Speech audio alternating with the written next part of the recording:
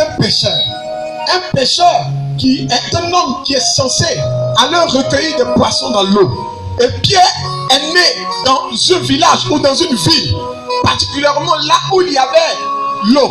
Donc Pierre a grandi dans son enfance au bord de l'eau. À telle enseigne que Pierre, dont nous parlons ce matin, était un homme qui avait la maîtrise des eaux. Pierre connaissait l'eau. Il savait à quelle eau on doit plonger, à quelle eau on en sort. Il savait à quelle eau on doit monter, à quelle eau on doit descendre. Pierre maîtrisait l'eau. Pierre parlait le langage de l'eau. Vous savez, quand des gens ont vécu auprès de l'eau, ces gens-là savent comment est-ce que l'eau se comporte. Ils savent à quel moment il faut entrer, à quel moment il faut sortir. Et Pierre connaissait le langage des eaux. Alléluia. Pierre savait que telle partie de l'eau était profonde et que telle autre partie n'en était pas. Donc Pierre maîtrisait en réalité l'eau.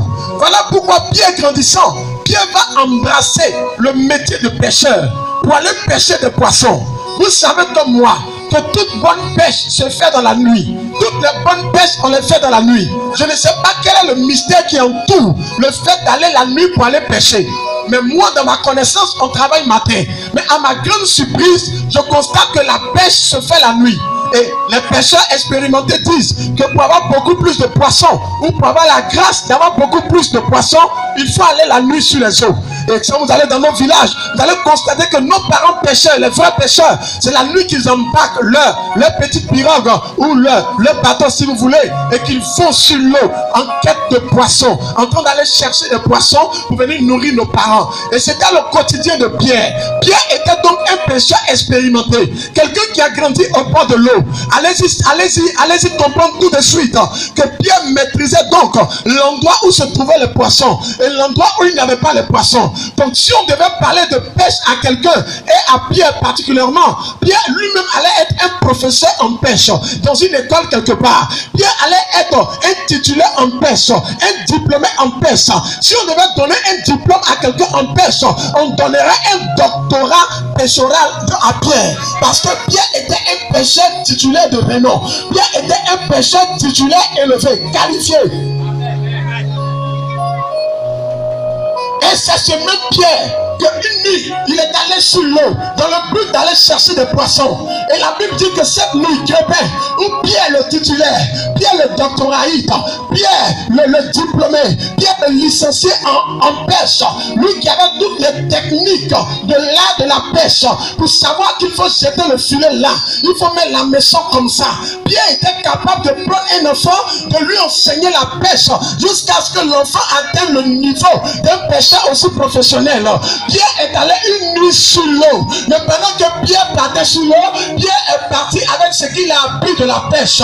Parce que lui aussi, avant d'être pêcheur, il a appris par ses parents ou par d'autres personnes qui l'ont impacté comment pouvoir pêcher, comment pouvoir jeter le filet, comment pouvoir pagayer la pirogue. Et Pierre est parti avec son expérience sur l'eau.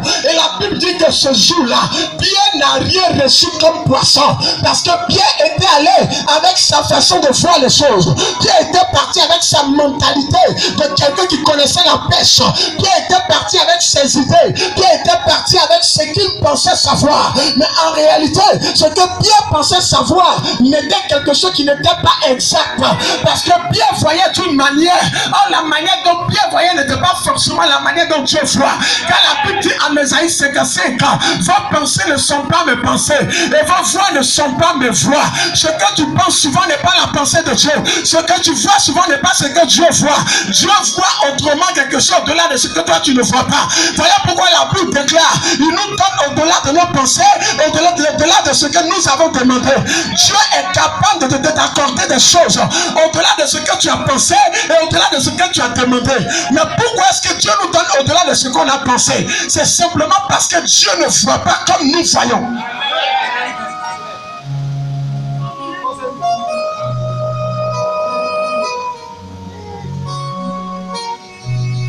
Quand Jésus arrive auprès de Pierre, au bord du lac de Génézareth, la Bible dit que Jésus dit à Pierre, est-ce que je peux prendre tes deux pirogues?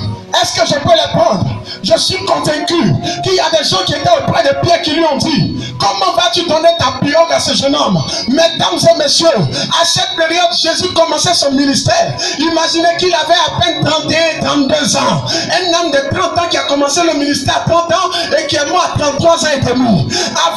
Quand il rencontre Pierre, il était à l'aube de son ministère. Il démarrait les choses. Comment un jeune homme de 30 ans, avec un Pierre qui a peut-être plus de la quarantaine, un vieux monsieur qui expérimentait de la pêche, et un jeune homme lui apparaît, et le jeune homme lui dit: monsieur, j'ai besoin de tes 2 pirogues. Je suis sûr que les compagnons de Pierre lui ont dit: toi-même le professionnel, tu as tout fait la nuit. Toi et nous, on a tout fait. Même un poisson bikini, on n'a pas gagné. Et le matin, ce jeune homme vient s'arrêter.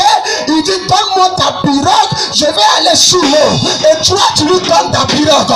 Pierre, ce jeune homme, tu ne dois pas lui donner ta pirogue. Parce que quand je le regarde, il n'est pas habillé comme un pêcheur. Il ne se comporte pas comme un pêcheur. Tu n'as pas besoin de lui donner ta pirogue. Écoute-moi très bien ce matin. À des moments donnés de ta vie, quand